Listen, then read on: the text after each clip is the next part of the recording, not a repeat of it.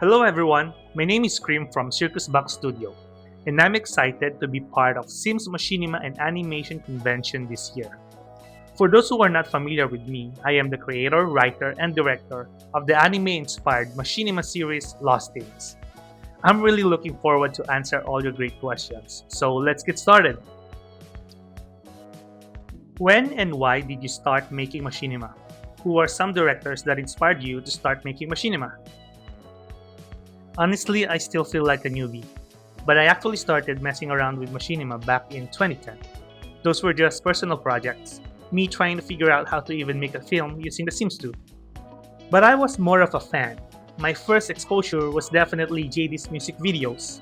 I was also so obsessed with Vanillita's LAX series. There's also this super artistic and surreal film called Spinning Plates. It's about a mime and it has Radiohead's music in the background, but for the life of me I can't remember the director's name. Sorry. I was also a fan of A Little Mid's Twilight adaptation. Back then, it was the only adaptation that existed, even before the movies, and it absolutely blew me away. I took a break from Sims and Machinima for a while, but there are still some videos that totally pulled me back in. Seeing Bahawarian's Bakarabu, Sims Berry's The Pinocchio Effect, Simmer Johnny's Simsville, and of course Ward University completely amazed me. The production value had gotten so good, and it made me think that hey, maybe I can also do this. Your series is so unique. I love your filming style for The Lost Things. What were your inspirations for the show? Can you please tell us how you come up with it? Thank you so much for that. I'm glad that you like it.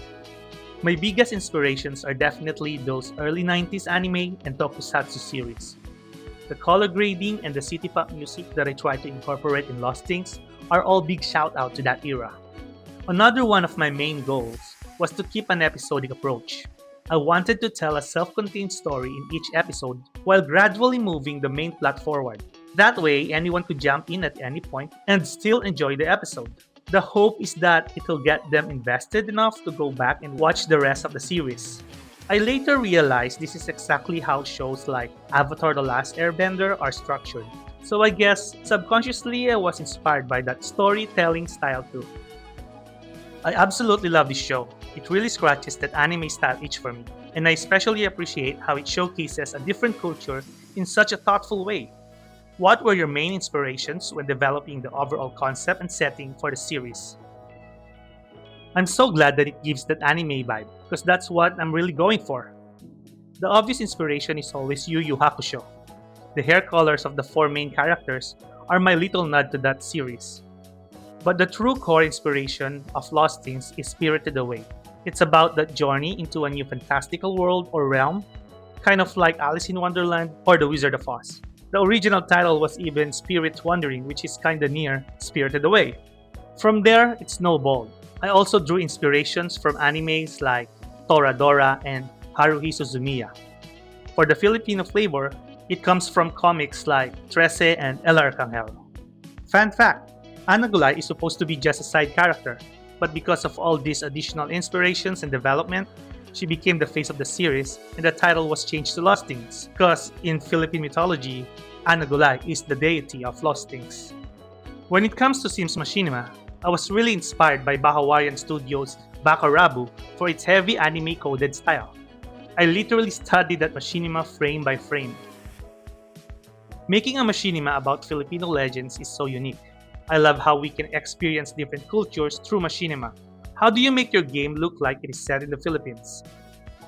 Thank you so much. I'm really glad you appreciate it. Those stories about possessed classmates, wandering ghosts, and dog-like monsters, they are the kind of tales told to scare us when we were growing up.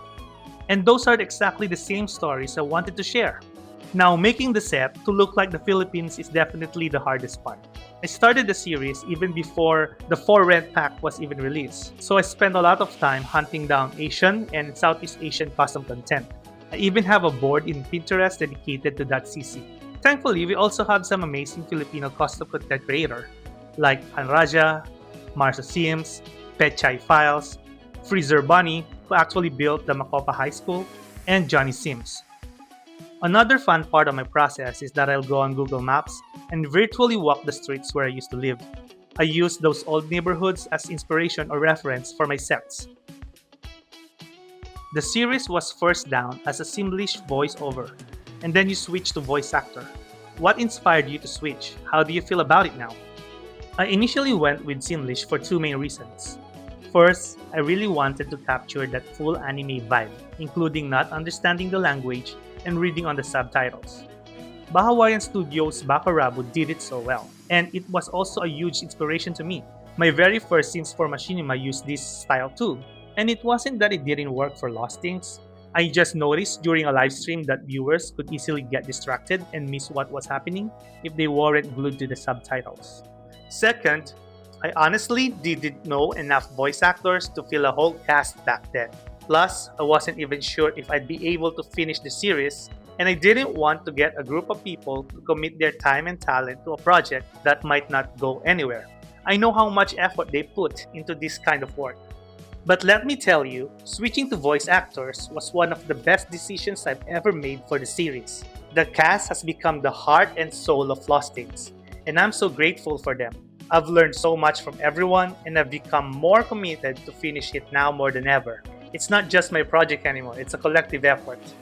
There is also this amazing opportunity to work with almost everyone at one point and putting them in roles you'd never expect them, like Tashi as a shy, timid student, or Dale as a playful, rumor-snitching creature.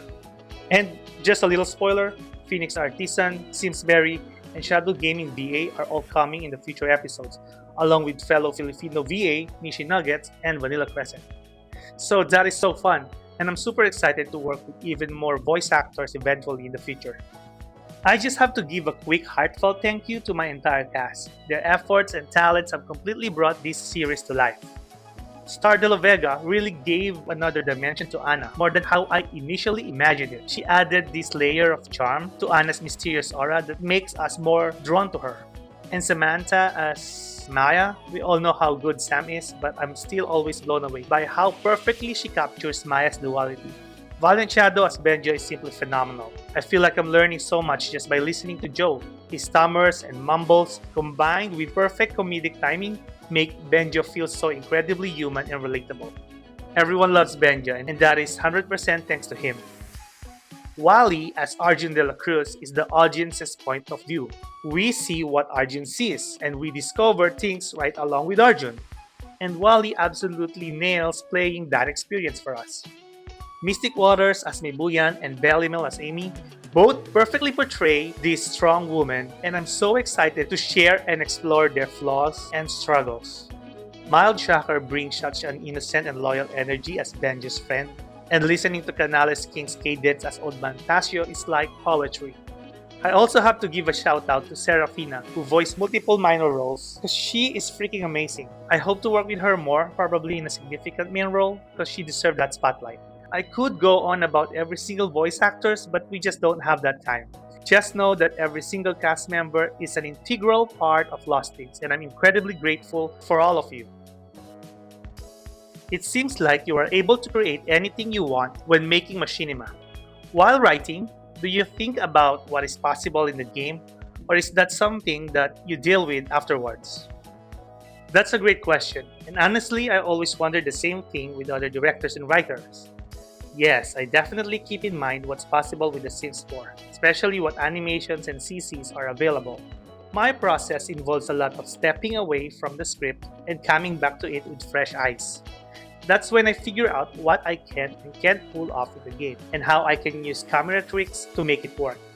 Lately, I've been learning to make my own animations, which has given me a lot of freedom. Now it just comes down to what my animation skills can handle.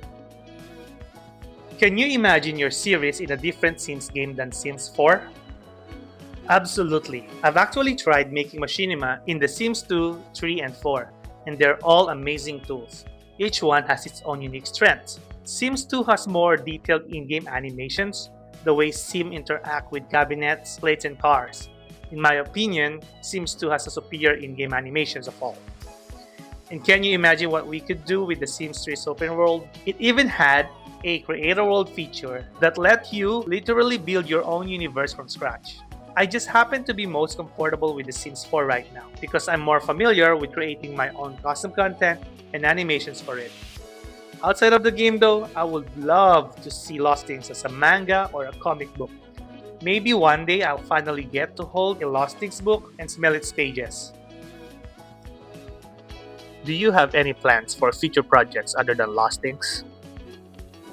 I'm glad you asked, and it looks like the trailer might have already answered that. My next project is going to be titled Harry Bond Brigade. It is again an anime-style limited series set in the mid-2000s about a group of misfits who form a rock band and find an unlikely vocalist in someone with stage 1 autism spectrum. Just a heads up though, it's still in its super early stage, so everything is subject to change, and please don't expect it to be anytime soon. I'm still focused on finishing Lost Things first. And I guess that's all of it. Wow! Thank you so much for the amazing questions. It was a blast answering all of them. Your enthusiasm for Lost Things is what keeps me going, so thank you for all the support. Don't forget there are still plenty of amazing panels happening, so make sure to stick around and check them out. Thank you again, and I hope you have a great rest of your day.